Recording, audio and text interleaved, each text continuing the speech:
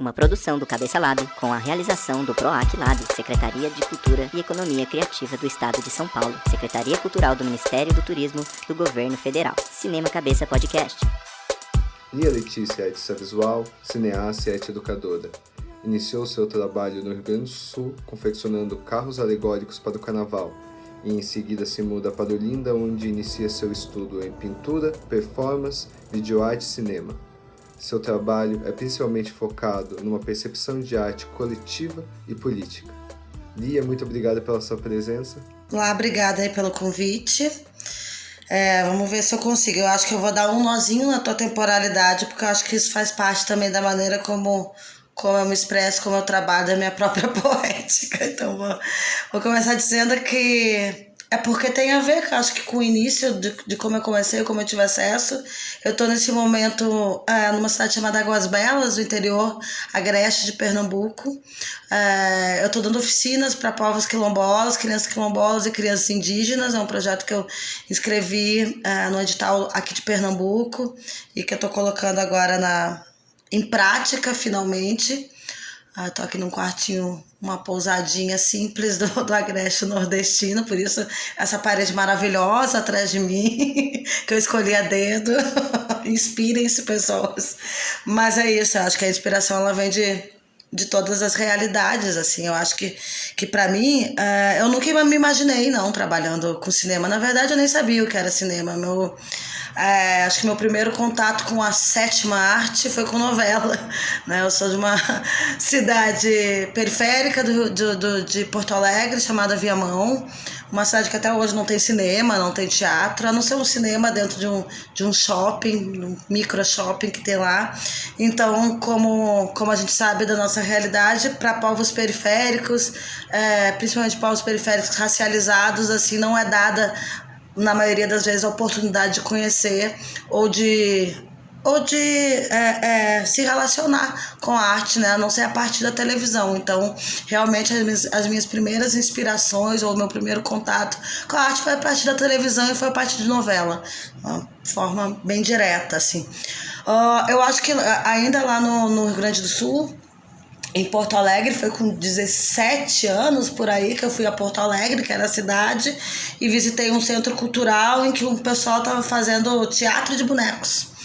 E eu fiquei olhando até que uma senhora me perguntou se eu queria entrar para olhar, e quando eu entrei para olhar, eu me interessei, ela perguntou se eu queria fazer parte, se eu queria ir para lá, e eu comecei fazendo teatro de bonecos, que não deixa de ser uma forma de teatro de animação, né? Eu acho que tem várias questões aí, várias coincidências aí entre as linguagens, como todas, né? E disso, enfim, passa-se um tempo, eu vou trabalhar numa escola de samba fazendo cenografia de teatro, da cenografia de teatro eu vou para a escola de samba para fazer alegorias dos carros da escola, né? E disso, enfim, eu resolvo viajar, escolher um lugar. Enfim, era a primeira vez que eu estava ganhando dinheiro na minha vida, com ali meus 17, 18 anos de idade, enfim, né? Tendo contato também com esse tipo de arte que muitas vezes não é chamado de arte, ou é chamado de uma arte popular, né? Sempre com sufixo ali, uma coisinha, né? É arte, porém é popular, né? Então eu acho que o meu caminho sempre foi um pouco nisso, né? Nunca, talvez dentro dessa arte institucionalizada ou formal, né? Eu falo isso assim bem do início mesmo, porque eu acho que diz respeito ao restante do que eu vou conversar, né? Então eu junto uma grana e resolvi me mudar, mas eu acho o Rio São Paulo meio careta, assim, todo mundo vai para Rio São Paulo.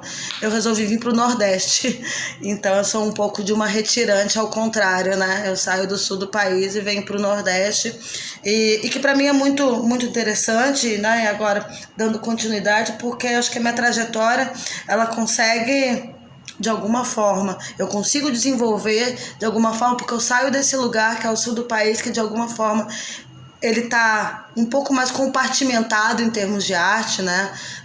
Quem faz música, quem faz teatro, quem faz cinema, quem faz artes visuais, parece que tá tudo dentro dessas caixinhas, assim, tá tudo, né? Tipo, me perguntava o que você é, eu não sabia dizer Eu cursava história, eu fazia teatro de bonecos, alegoria de escola de samba, teatro. E dizia, poxa, eu tenho que escolher mesmo, não pode ser tudo, não, já que é arte. Eu acho que o Nordeste do país, exatamente por ser esse lugar periférico, e obviamente tem uma história de formação popular, da cultura popular, um pouco diverso do sul do país, apesar de ser duas periferias, o sul e o nordeste. Eu acho que o nordeste ele me deu uma oportunidade também de ser várias coisas, né? De poder, eu chego do Nordeste, eu começo a investir mais em artes visuais, pintar, né? Daí minha vibe aqui quando eu chego é mais de pintura mural, começo a pintar telas, enfim. E aqui eu entro em contato com uma galera jovem como eu na época, né? 20, 21 anos, que era um coletivo na época que nem se chamava coletivo, que é o Molusco Lama.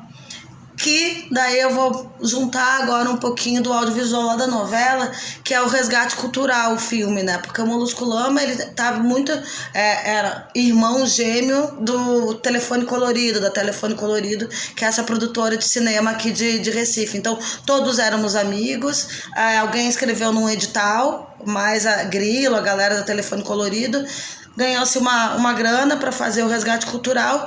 E nessa época a maior parte de nós, que éramos cerca de 12 pessoas, assim, entre Molusco Lama e Telefone Colorido, a gente nem sabia o que era cinema, assim, ninguém sabia de 16mm, 35 oi, tipo, vinha, a gente tinha desde um cara matemática, letras, dança, teatro. Então era esse ajuntamento de amigos, um ajuntamento bem mais afetivo do que estético, assim, né? Então tem essa característica, né, desses coletivos do início dos anos 90, final dos anos 90, início dos anos 2000, de serem ligados mais pela afetividade do que pela questão estética formalística, né?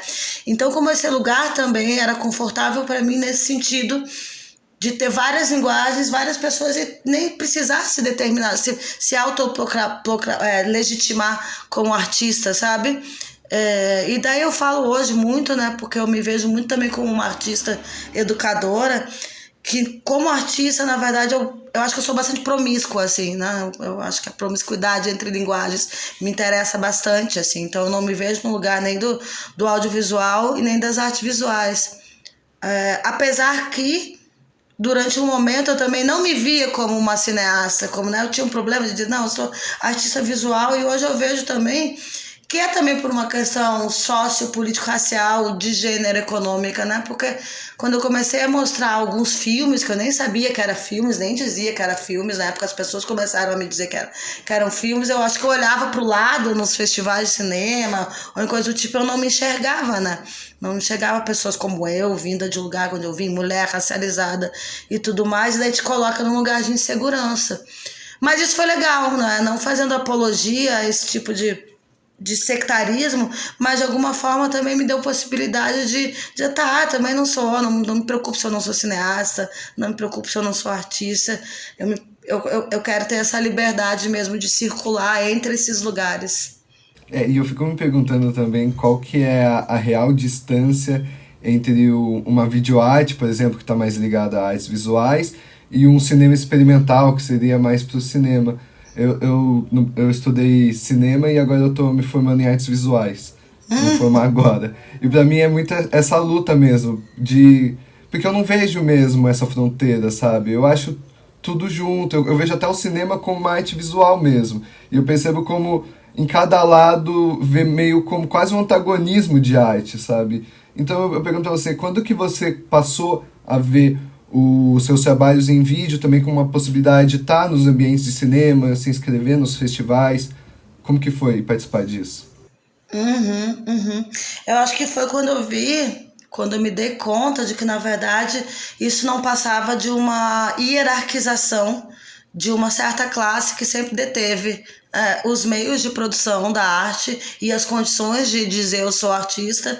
Então, para esse grupo de artistas, de fazedores, de pensadores, a arte é confortável segmentar, né? Porque você já está na discussão. E eu acho que isso, quando eu descobri que isso, na verdade, era uma maneira de separar os artistas nesse cume de marfim da arte, na verdade nada mais passava de mais uma maneira de manter o status quo como artista e de manter a hierarquização entre as pessoas, entre as classes e tudo mais, né? Porque na verdade é confortável, a gente sabe que dentro de um pensamento filosófico ocidental você colocar dentro de caixas, né? E isso a própria crítica, ela vai cuidar disso, né? De dizer quem é artista, né?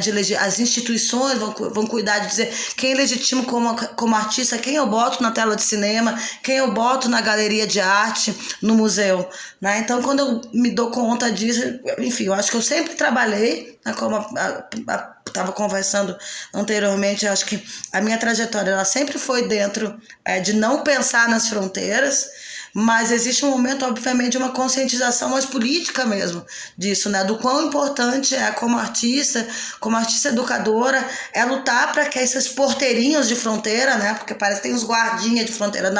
Não entre aqui que você tá fazendo videoarte, não entre aqui que você tá fazendo cinema experimental. E tipo, oi? Tipo, eu realmente, cara, eu fico pensando assim, é sério mesmo que vocês conseguem ver diferenças? Assim, porque não é possível. Então, pra mim, essa é uma loucura absoluta do pensamento racionalista ocidental, dizer que existe diferença, assim, porque, gente, vamos combinar, não tem diferença. Assim, a diferença é você, obviamente, é a vontade do trabalho, né? É o que o trabalho diz. Eu acho que há de se ter um respeito ao trabalho, ao que a obra quer dizer e como a obra pode dizer da melhor forma. Se você acha que é mais interessante colocar a tua obra dentro de uma sala de galeria em que a pessoa, por exemplo, possa passar a circular, a presença física da pessoa dite também, né? Fale sobre o trabalho, né? O espectador que está ali circulando, isso interfere no trabalho, massa, é isso. Mas se você acha que é dentro de uma sala de cinema, que você quer aquela imersão da sala escura e teu trabalho vai funcionar melhor assim, ou em ambos também, é isso, sabe? É isso. Agora para mim, é um delírio total da arte colonizada ainda a gente separar isso, assim, pra mim eu acho cafona pra caramba, assim, palavra, acho que eu não vou falar nem da arte colonizada, é uma palavra mais simples, eu acho jeca, quando a gente fica, não, é só videoarte, não, porque esse é um filme, né, oi? Tipo, eu não consigo não cabe na minha cabeça mesmo, eu acho que não deveria caber mesmo, enquanto fazedores, assim, produtores, a gente ainda pensar nessas fronteiras aí, é muito cafona. Que não tá no espaço de educação dessas coisas, porque eu percebo, quando eu estudei cinema, não tinha nenhuma preocupação com o resto das artes, mas mesmo que eu tivesse uma cadeira, uma matéria de história da arte, passava tudo rápido demais, como se fosse muito simples, e agora em artes visuais eu percebo o cinema também como outra coisa. E aí até às vezes eu coloco algumas expressões e aí falo assim, não, mas isso é porque você é de cinema, porque você é do cinema. E foi uma luta muito grande pra mim, pra eu virar e colocar e entregar um trabalho tipo, é uma escultura, não é um vídeo, não é uma proposta de uma instalação. Então eu fico pensando, qual que é a solução dessa educação sobre a arte e a cultura? Porque quando eu penso nisso, eu penso que deveria talvez ser alguma coisa mais unificada, as artes estarem mais unidas e cada um buscar soluções da maneira que encontrar de fato, e não ficar levando, aqui é cinema, aqui é artes visuais, ainda mais, sei lá, aqui é belas artes, aqui vai ser pintura, aqui vai ser escultura, e no fim a arte nunca se comunica da maneira como ela tem potencial de se comunicar. Eu acho que realmente é parte de... É isso, né? Como artista educadora, assim, pra mim, existe um caminho que é o monopólio, é uma questão que é o monopólio da criatividade, né? O monopólio da criatividade se colocou muito como do artista, né? Parece que só o artista é criativo. Eu dava aula há uns 20 anos atrás, para um projeto lá mais de 20 anos. Enfim, era um projeto que era de arte, de pintura, para lugares periféricos, assim, enfim. E pintura, para começar, já iam só mulheres, né? Só as mulheres. E era um lugar de realmente muita dificuldade econômica, assim, com muita falta mesmo, né? Era a época ainda antes do Lula, enfim, não existiam projetos sociais, né, para abarcar essa parte da sociedade. Então a fome era uma questão bem importante dentro da aula de arte, de pintura. Eu estava ali ensinando pintura e tinham pessoas que não tinham comida em casa. Isso começou a me pirar, assim, Digo, o que eu tô fazendo, né? Que é isso? Daí, o que eu ouvia era isso: professora, eu não tenho criatividade, eu não tenho imaginação, até que um dia tu tem um arroz e uma cebola em casa. Você não faz almoço para sua família? Faço. Pronto, isso é criatividade. Você é muito criativa. Você é a pessoa mais criativa que eu já conheci na minha vida, né? Então, a partir da quebra desse monopólio, eu acho que porque assim não é não é a parte da educação, a educação só para nós artistas, só para alguns que estão fazendo curso de artes visuais ou fazendo curso de cinema. Quando a gente pensa em educação artística, a gente tem que pensar para a população. Porque é o povo que não são os escolhidos, os artistas é que vão conseguir realmente trazer uma ruptura. Uma ruptura dentro também desse processo hierárquico que é escultura, pintura, vídeo, não sei o quê. Como eu reafirmo e acredito mesmo, isso são categorias hierarquizadoras, né? Tanto das linguagens quanto dentro das linguagens.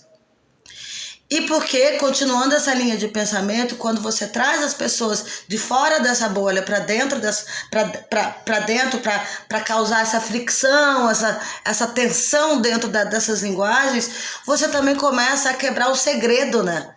Porque a arte trabalha muito com segredo, né? O que você, dentro do cinema, tem todo um léxico, né? De palavras do cinema que você usa, OD, plano de filmagem, text count, não sei o que, dentro das artes visuais também, porque a pintura, o óleo, até, né? Cheio de linguagenzinha, assim, besta pra caramba, sabe? Besta pra caramba. Coisa de gente besta pra caramba. Às vezes em então, inglês. mas tudo é muito segredo. Às vezes em inglês ainda. Não. Ou seja, é tudo pra separar, é tudo pra manter aquele segredo, né? Quase como uma ordem, a ordem suprema dos artistas criativos do mundo. Não, gente. Não, daí eu até brinco. Eu acho que o princípio pedagógico meu como artista educadora é a fofoca. Eu conto segredo para todo mundo, assim. Eu sou uma artista educadora fofoqueira, assim. Então, eu brinco, assim, com isso porque eu aprendi na escuta, sabe? Eu tive poucas pessoas que tiveram a generosidade de me falar, de me explicar. Não, text count é simplesmente ir no lugar e olhar. É uma visita, sabe? Quando eu achava assim, meu Deus do céu, o que é isso, né? Tudo é o que é isso. E ninguém te explica. Então, assim, nós temos uma pretensão de sermos uma ordem que tem alguns atributos diferentes do resto da população. Daí eu digo, Deus me livre, até porque a gente é 0,1% da população. Eu não quero ser isso, eu quero ser as outras pessoas, né? Eu não quero estar dentro de uma ordem, né? Então eu acho que sim, eu acho que passa pela educação, mas a educação mais um princípio que ela não é tópica, ela não é atômica da arte. Ela precisa envolver o resto da sociedade, para o resto da sociedade poder justamente causar essas tensões e fricções que a linguagem, que a arte precisa, né? São autoridade hoje, não são amanhã. É o que eu digo todo dia. As pessoas hoje estão aqui nessa ilha mandando, são isso, sou aquilo, e amanhã não é. Eu sou todo dia Orlando Zé de Souza, pescador. O cara que tem vontade, que quer, tem coragem, que não tem medo de ninguém, nem de nada, só tem medo de uma coisa, o castigo de Deus. E mais de ninguém. Nem Marinha, nem Exército, nem Aeronáutica, nem governo federal, nem ninguém. Eu não tenho medo de ninguém aqui nessa ilha. Minha vida, né? 50 anos eu trabalhei muito para os outros. Minha vida quase toda para os outros. Consegui comprar meu barquinho.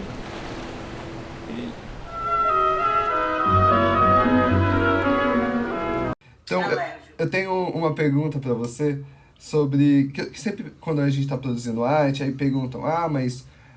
principalmente quando você está estudando e está se relacionando com outras pessoas que estão no início, propondo coisas novas que querem fazer, né? E aí cria aquele debate do, mas isso é fazer para ninguém assistir, isso o povo não gosta, isso eu quero fazer algo que entre em contato com o povo, isso o povo gosta, e às vezes também acaba nem sendo uma coisa tão legal, porque se preocupou tanto em ser comunicativo. E aí eu fico na minha pergunta, da onde vem esse conceito de que o povo é ignorante ao ponto que ele não pode gostar do diferente, que se ele tiver acesso à cultura ampla do mundo inteiro, ele não vai gostar. E é isso que eu queria entender. Como que você vê isso, essa divisão do que é popular e o que não é? Acho que primeiro o povo mesmo produz cultura, né? Acho que, né, voltando ao que estava falando lá, é que nós nos achamos os produtores de cultura, né? E daí o restante faz arte, mais uma coisa, arte não sei o que, né? Isso é uma prepotência total, na verdade, da própria classe, que se chama classe artística, né? Eu acho que, na verdade, a preocupação é nossa. Assim, tipo, as pessoas produzem a sua própria cultura, seu próprio modo de fazer cultura, né? Isso desde não sei quando, né? Quando eu chego num lugar como esse, numa comunidade quilombola, quando eu chego numa comunidade indígena, isso, aquilo, assim, sou eu que preciso seduzir, sabe? Sou eu que preciso dizer que o que eu tô fazendo é importante. Eu acho que parte de um princípio de que você acha que o que você tá fazendo é muito importante, sabe? E desculpa, não é.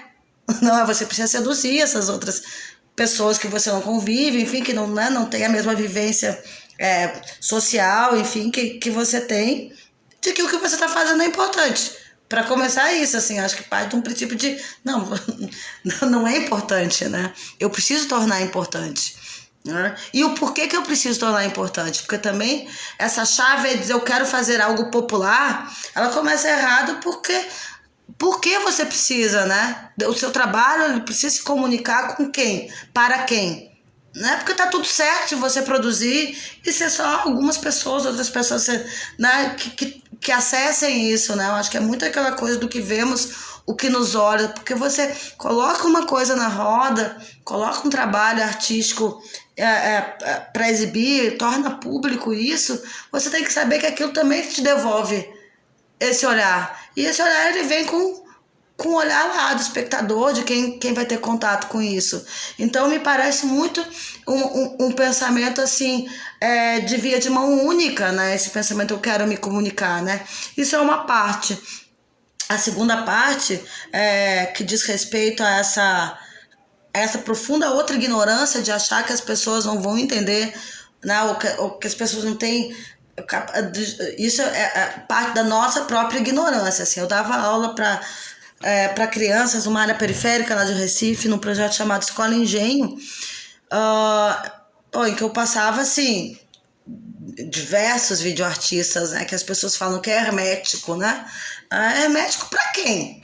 Porque as crianças olhavam e piravam e comentavam coisas assim que eu nem tinha pensado sobre o trabalho, sabe? Então, assim, existe esse olhar também, obviamente, da criança que ainda não está sob esse profundo julgo da nossa ignorância, né? Do que a gente acha que precisa, quase como messias, né? Como profetas da nova ordem, mas eles podem não entender. Eles quem, cara pálida? Sabe por quê? Porque não existe isso, existe um contato que a arte tem que ele transcende a nós mesmos, assim, sabe? Eu costumo muito fazer uma coisa que é bem formalística, assim, que é também quando eu coloco em contato com... Enfim, eu realmente, como educadora, eu vou para lugares em que... Procuro ir para lugares em que esse tipo de trabalho, que eu gostaria que meu trabalho fosse visto, que não são necessariamente esses lugares de arte, né? Ou de academia, ou enfim, de pessoas que já são mais acostumadas, familiarizadas com a linguagem. Então, às vezes eu tento pensar, o que você está vendo, sabe? Diga o que você está vendo, simplesmente. Sei lá, é uma mulher com vestido verde que vem com uma planta na frente do rosto. Sim, começa pelo básico também. Assim, as crianças super se identificaram com o trabalho, super pensaram sobre o trabalho, trouxeram novas questões sobre os trabalhos que eu mostrei, né?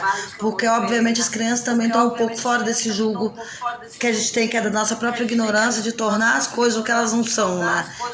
De problematizar o que não é, na ideia de passa a não ver alguns aspectos de alguns trabalhos e passa a enxergar só o que a gente não tem acesso. Porque é isso, né? As coisas que a gente olha, elas nos devolvem esse olhar e nos devolvem de acordo com a nossa própria experiência, né? Com a experiência, a vivência desse espectador, assim. Então eu acho que a gente precisa ser um pouquinho mais leve em relação a isso.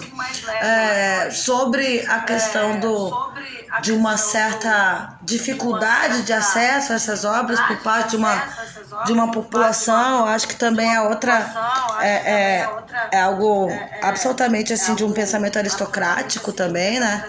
Como se essas pessoas não pudessem ter acesso a essa grande pensamento conceitual da sociedade ocidental. Acho que parte de uma grande ignorância nossa, quando eu digo da arte, né, da arte institucionalizada, porque primeiro essas pessoas produzem, né? E segundo, assim, depende do que você entende por esse acesso, né? Qual chave de acesso você quer que essas pessoas se coloquem, né?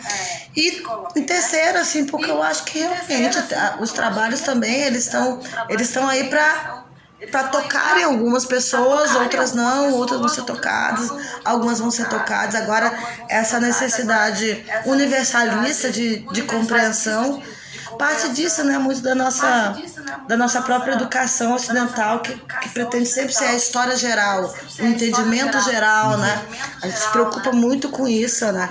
Com uma chave de cognição ali, que a gente precisa muito, né, racionalmente, se a pessoa entendeu o que eu quero que se entenda ou compreendeu a partir do que, né?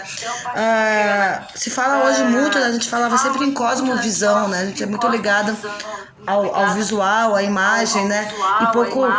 E acho que tem se resgatado essa coisa da cosmopercepção, né? As pessoas podem perceber as coisas de diferentes formas, né? A gente pode, pelo olhar, pelo tato, né, pelo sabor, pelo cheiro, né? Então, assim, eu acho que é um pouco disso, assim, também, a gente deixar as nossas obras livres para elas tocarem as pessoas de diferentes formas, porque as pessoas acessam as coisas de diferentes formas, né? E eu acho, talvez por último, assim, em relação a isso, acho que é quase um tesão que principalmente videoartistas e artistas têm de não serem compreendidos, né? Parece que quando você não é compreendido, tá ótimo. Tá, pronto, agora sim, ninguém entendeu, é porque, né, você deve ter algum problema, não. É uma coisa meio louca, assim, meio doente, assim, meio bizarra que a arte tem de o que não é compreendida porque é legal. Contrário. Eu queria perguntar também, então, voltando a essa parte do cinema, como que foi suas primeiras experiências nos festivais e como que o ambiente do cinema reagiu quando você propôs essa forma de vídeo, cinema, que é mais híbrida? Na verdade, eu nunca fui nenhuma novidade, assim, eu acho que mais, talvez, claro, né, no Circuito Brasil, assim, que eu acho que foi mais a partir dos anos 2000, um pouquinho mais adiante, que esse chamado cinema experimental, né, começa, inclusive, a ganhar alguns festivais com esse nome, alguns festivais maiores começam a chamar também, né, porque eu acho que tem essa retroalimentação, assim, há bastante tempo, né? Acho que a gente sabe, assim. Eu também, né, sempre volto a falar, né, como artista educadora, assim, eu costumo brincar um pouco que, na verdade, eu sou clássica, assim, eu faço cinema clássico, não faço cinema experimental. Experimental foi o que veio depois, né, porque o cinema, ele nasce, né, de profundas experimentações dos cineastas, né, para criar essa linguagem que depois se torna uma das linguagens, né. Uma das linguagens que daí, infelizmente, se torna a narrativa principal, né? Tudo que você faz fora dessa narrativa, voltando ao que a gente estava conversando antes, esse grande status quo, né? Acostumado a colocar em caixinhas, coloca na caixinha do experimental. Sendo que, oi, amigo, não sou não, eu sou clássica. Eu faço cinema clássico, é uma injustiça comigo me chamar de experimental. Eu brinco com isso, mas na verdade é porque eu acho realmente um desserviço à linguagem, assim, a gente colocar dentro desses lugares, né, de linguagem. Eu acho que é a mesma linguagem e inclusive assim, se pensando, porque a gente vê desde o início do cinema, né, uma profunda retroalimentação dentro dessas linguagens, assim, não só no início do cinema, né, com a galera da animação, claro que a gente pode falar do Méliès, a gente pode falar de uma Germaine Dulac, sabe, que são artistas profundamente experimentadores, né, porque eles estão justamente pensando essa linguagem, né, quais os limites, até onde eu posso chegar com isso, sabe, e isso me interessa bastante, se ter essa curiosidade de chegar aos limites da linguagem, ser experimental, beleza, pode me chamar de experimental, porque eu acho que esse sentimento de curiosidade, assim, de entender até onde eu posso ir e que eu acho que é o que faz com que a roda continue girando, né? E a gente vai com isso lá, daí vai passar por anos 30, 40, 50 com a Maya Daniel, Black Raj, nos anos 60, 50, né, Kenneth Anger, né, essa galera toda, assim, como é que você... Então, assim, não é uma novidade, né, assim, eu acho que também tem isso, assim, não tem novidade nenhuma, isso faz desde o início do cinema. Agora, o que existe é realmente uma apropriação de uma indústria, né? Quando se torna essa indústria, quando isso começa a gerar emprego, começa a gerar capital, há uma necessidade de se colocar, de criar um parâmetro, né? Daí quando se cria esse parâmetro, o que eu acho chato é a gente continuar discutindo isso quando a gente sabe que isso parte de uma indústria, né? Sabe? E que não é a realidade da linguagem, né? A linguagem ela sempre foi experimental.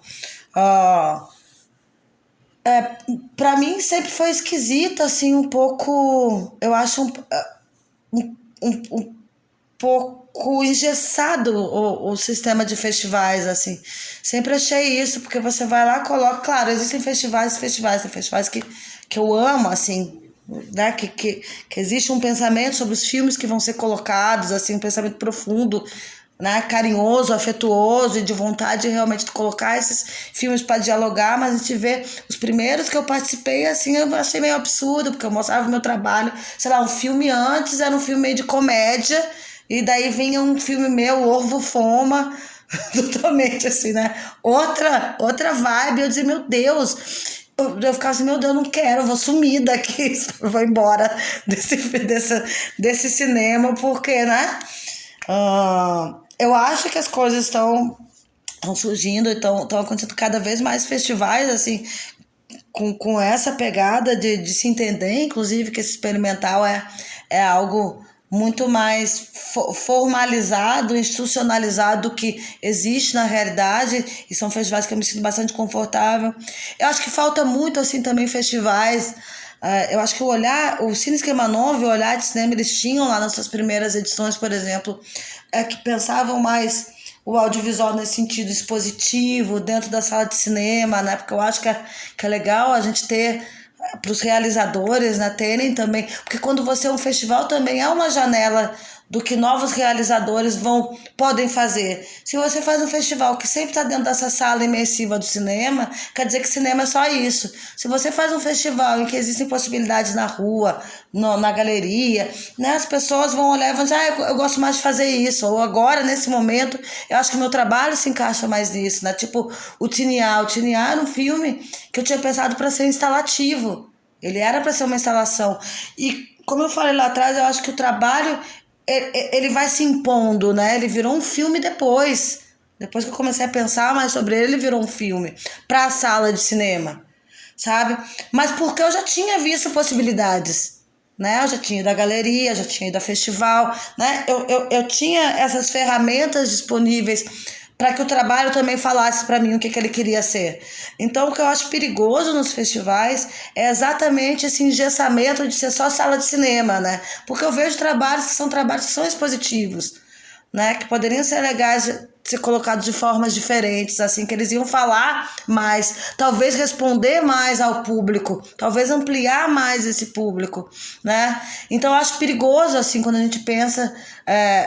a mesma coisa como eu me sentia um tempo atrás, nos primeiros festivais que eu fui, como se eu não tivesse, não era meu direito estar ali, eu não sou desse lugar dos cineastas, né? Claro que por várias questões, uma mulher negra, uma mulher periférica, isso e aquilo, mas tinha muito da linguagem.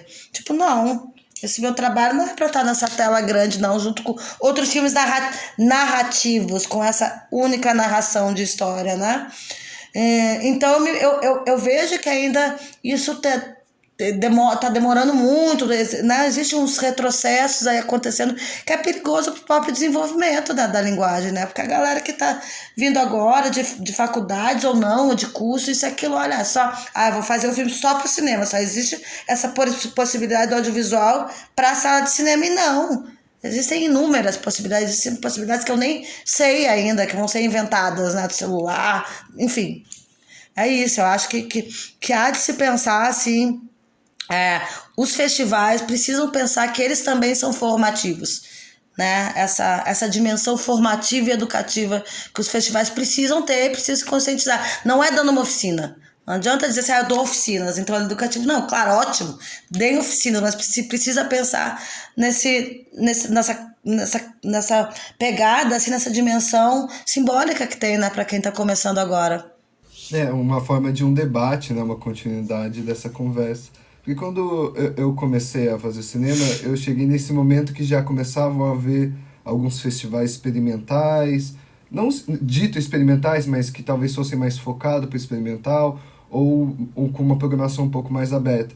E eu lembro que eu começava, queria muito fazer um filme, e aí ficava aquela coisa, mas precisa de dinheiro para fazer um filme. E aí eu ficava, então vou planejar meu filme. Mas também é muito difícil planejar um filme sem nunca ter planejado um filme e idealizar coisas que você nunca vai fazer. E aí eu percebi que eu não fazia filme porque eu só ficava com muita vontade de fazer. E aí quando eu me propus a pegar uma câmera e fazer algumas coisas e realmente ir experimentando, eu comecei a entrar nesses eventos assim mais experimentais. Aí até por isso que eu não vi tão mal no nome experimental, mesmo que seja uma categoria, um catálogo de colocar ali, porque eu tava experimentando, e eu ainda tô, e eu vou continuar experimentando. Então eu encontrei um lugar confortável nisso, nessa ideia de estar sempre pesquisando. Mas eu percebo que essa coisa de pesquisar o cinema dessa forma, ou a arte, ela não é tão favorecida mesmo nos festivais. Até porque os maiores, com mais estrutura, até de divulgação e de prêmio, porque prêmio faz bem também, a pessoa precisa sobreviver, às vezes ajuda a fazer outros projetos, e aí parece que fica meio oculto, então fica aquela coisa meio, vamos simular uma gala quase, vamos colocar um tapete vermelho, vamos fingir que nós somos Hollywood, e os cineastas também vão brincar que a gente é Hollywood, vamos tentar pôr enquadramentos mais, ou Hollywood ou um cinema europeu, e aí eu fico meio confuso nessa ideia de identificação do cinema quando você está estudando, porque o instituto ou os espaços de educação são muito pautados a uma área de trabalho, e é uma área de trabalho que não existe. Então, eu queria saber como que você vê toda essa questão, mas principalmente no jovem que estuda e tem essa vontade, e às vezes coloca, sei lá, suas únicas chances em tentar entrar numa universidade e fazer isso, e sai e vai para uma área de trabalho e fala, realmente não tem para onde ir, não tem o que eu fazer com todo esse ensino, com toda essa sabedoria que eu acumulei. Assim, a gente não enxerga muito, né? A gente vai tateando e vai abrindo, né? Infelizmente, nós vivemos num país em que sonhos ou desejos ou planejamentos a longo prazo não são possíveis. Não são possíveis. É muito triste falar isso, porque, né, eu já sou de uma geração já mais velha, enfim, e ainda não consigo esse planejamento. Eu não sei o que eu vou estar fazendo daqui a 5 anos. Não sei o que eu sei que o ano que vem, assim, para mim o máximo é saber que o ano que vem eu sei o que eu vou fazer, porque há um tempo, há 10, 15 anos atrás eu não sabia, mal sabia o mês que vem, assim, do que eu ia fazer. Então, né, daí você imagina uma pessoa com quase 50 anos só tendo um planejamento pro próximo ano. Então, assim, isso é muito triste num país como o nosso, né? Eu tenho quase 30 anos trabalhando com arte. E como assim eu não tenho, né? Então, isso é muito... É uma coisa assim, é uma tragédia em termos de arte e cultura. A gente vive uma tragédia no país, né? A gente vê, eu trabalho com mestres, assim, eu trabalho com Lia de Itamaracá, que tem quase 80 anos, e agora é que tá tendo uma vida confortável, que tem uma agenda lotada. Como assim? Ela canta também desde os 20. Quer dizer que demora 60 anos para você ter uma vida confortável, né? Então, assim, é um país que nos rouba o planejamento. Então, numa área em que é basicamente planejar, porque é uma área que é equipe, isso se torna mais trágico ainda, né? Mais dificultoso ainda. Claro que a gente fiz várias coisas sozinha, e isso é o experimental, isso é aquilo, mas assim, uma coisa é você optar por fazer as coisas sozinhas, e outra é você só poder fazer as coisas assim, né? Você não tem opção. Então isso é muito trágico, é muito difícil. Eu te digo de um lugar de uma pessoa que não tem formação, né? Uma pessoa que é autodidata. Então, uma pessoa autodidata, vindo do lugar que eu venho, eu trabalhei em todos os cantos, onde me chamava, da escola de samba a assistente de arte, a produtora de objetos, eu tô dentro, né? A professora, né? Então, assim, a minha trajetória ela é muito o que surgiu, não o que eu escolhi. Eu não escolhi fazer uma faculdade, eu não escolhi nada, isso não me foi permitido, né? Inclusive, eu trabalhei boa parte da minha vida em trabalhos que não tinham nada a ver com arte para poder sobreviver. Mas, enfim, fora tudo isso, né, que é uma questão sociopolítica e tal, eu acho que não fazendo apologia a essa precariedade, né, a uma falta, né, a uma falta de poder aquisitivo para poder fazer uma faculdade, né, precisava trabalhar. Não é fazendo apologia a isso, mas também acho que existe uma estratégia, quase uma tática de guerrilha quando você trabalha em várias áreas, é que você acumula também uma experiência diferente, né? E uma coisa que eu acho muito importante, assim, falando dessa área do audiovisual, é você se colocar também no lugar, você saber o que é estar no outro lugar, você saber o que é o assistente, o que é a produção, porque a gente ainda vive também dentro do sistema muito hierárquico do cinema, né? As pessoas já nasceram diretoras. Elas já nasceram diretoras e roteiristas, assim, pum, nasci assim, Deus me fez assim, né, sendo que Deus nem existe, aquelas. Mas, enfim, não, eu não nasci diretora, bem, pelo contrário, né, oxe, carreguei muito tijolo dentro do cinema nacional para isso, e não é apologia à precariedade de maneira nenhuma, porque isso é uma falta. Porém, você também entender que existe uma sabedoria, assim, uma beleza tão grande de você fazer parte também de um mecanismo, né? De uma equipe e ocupar lugares diferentes para entender também. Talvez isso seja uma chave para a gente sair desse sistema tão colonizado e hierárquico que é o cinema daqui, né? É um cinema lascado pra caralho, que as pessoas mal ganham grana, fora eixo Rio, São Paulo, e quer dizer que a gente vai manter as mesmas poses de um cinema que não existe aqui. Então a gente tem que criar novas formas de se fazer isso. Eu acho que dentre elas é isso, né? É se pensar essa equipe em que cada um sabe um pouquinho da função do outro, assim, né? Que não é um filme né? A direção pode ser de uma pessoa, mas o filme não é dele. O filme é de diversas pessoas que fizeram esse cinema. Então eu acho que sei lá, uma das coisas que eu curto, assim, nesse fazer audiovisual, é pensar um pouquinho a partir do lugar de cada um ali da equipe, né? Se pensando dessa maneira, assim, também, né? Desse lugar que eu tinha falado antes, que eu mal conhecia, né? Que poucas pessoas me ensinaram a fazer isso. Eu acho que é esse lugar também de sei lá, ter uma pessoa que é o primeiro filme, que dá pra gente fazer, né? Daí você começa a arrumar lugares confortáveis para todo mundo, né? Eu acho que precisa ser um lugar de conforto, porque quando a arte não tem esse lugar de conforto para as pessoas, né? Pra gente, pro ser humano, assim, não tem por que você fazer arte. É melhor fazer concurso, é melhor, sei lá, sabe? Eu acho que se precisa ter, a arte precisa ter esse compromisso com as pessoas também, né? Em pensar em ter essa generosidade, assim. E daí passa por isso, por você entender ali que o teu coleguinha que tá carregando o cabo, ele é uma pessoa também, ele merece saber sobre o que o filme fala, sabe? Enfim, esses sonhos aí, todinhos. Eu queria juntar isso, que junto aos seus trabalhos, eles também são bem políticos, pode-se dizer, porque tem até desde performance ao vídeo, a uma questão mais cinematográfica, e sempre eles vão se esbarrando sobre uma questão de uma ideia de um momento político, né? Sempre também dentro de um presente de quando ele é registrado. Queria saber como que você divide quando você produz isso, quando você se posiciona como performance, você está lá como corpo, e quando você trabalha atrás das câmeras e sim só sobre um olhar. Como que funciona? Fazia tempo, na verdade.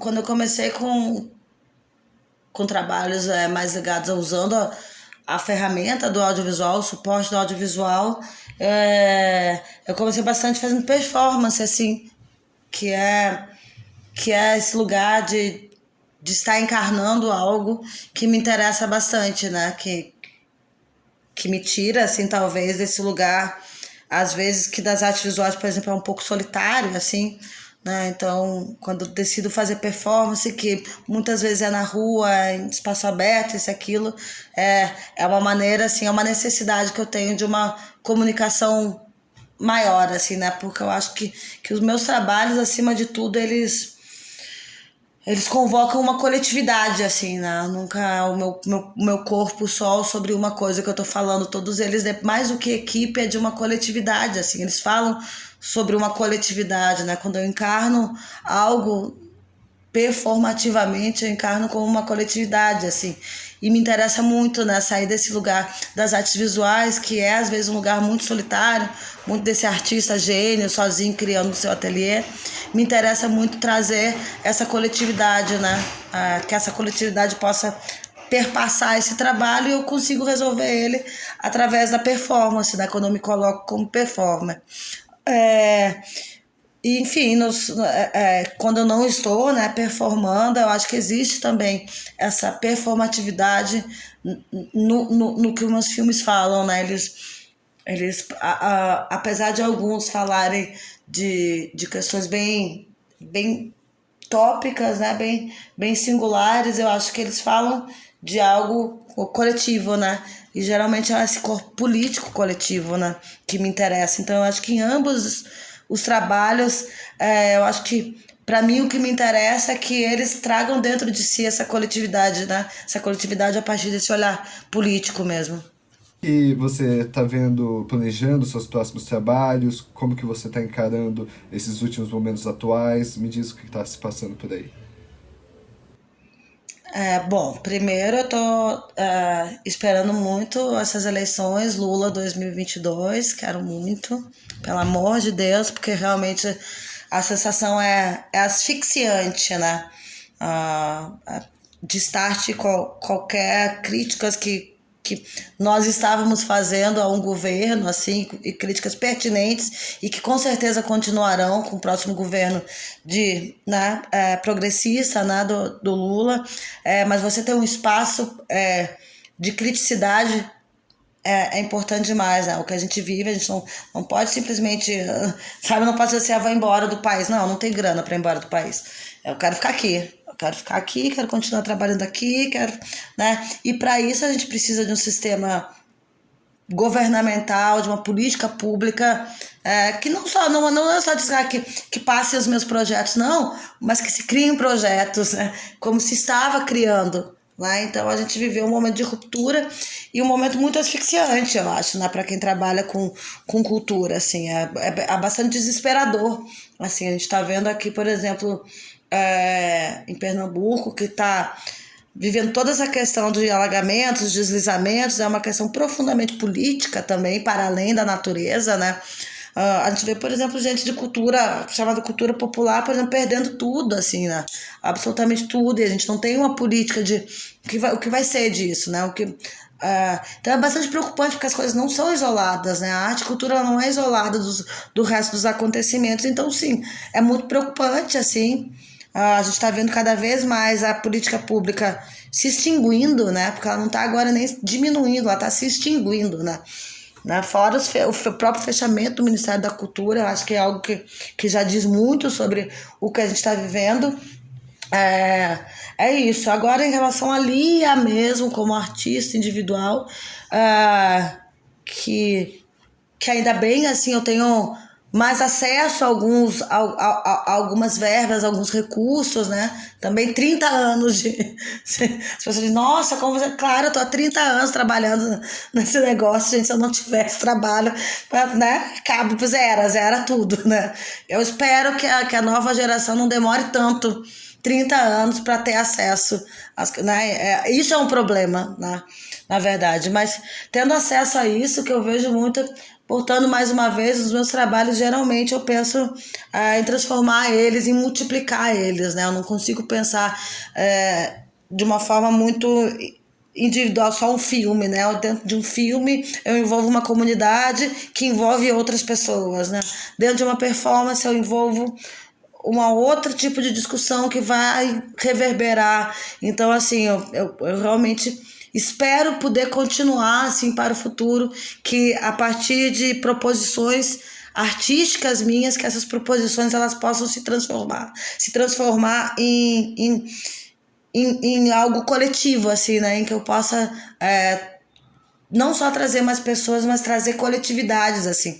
Então eu sempre planejo, assim, os meus trabalhos e os meus projetos, assim, eu tenho procurado já há alguns anos sempre envolver essas coletividades, assim, né? Justamente porque é algo, voltando lá para o início da nossa conversa, que faz parte da minha trajetória, assim, eu não sei viver fora dessa coletividade e não sei viver fora dela porque eu fui talhada dentro dessa coletividade, né? Se não existisse essa coletividade, eu não existiria enquanto artista, né? Então, essa roda aí que gira é bem importante para mim, né? Seguir nessa coletividade. Ai, Lia, que incrível. Eu queria agradecer a sua presença e seu tempo disponível. Muito obrigado. Se quiser falar mais alguma coisinha antes de acabar. Tá tudo certo, tranquilo. Tô indo agora lá pra aldeia Funiô. O que eu posso dizer talvez é isso, né? Pensem nesses projetos talvez de forma mais coletiva, porque eu acho que o futuro, não só o futuro, mas o presente, ele passa por isso, assim. É isso, agradeço também o convite por me escutar até agora. Obrigada.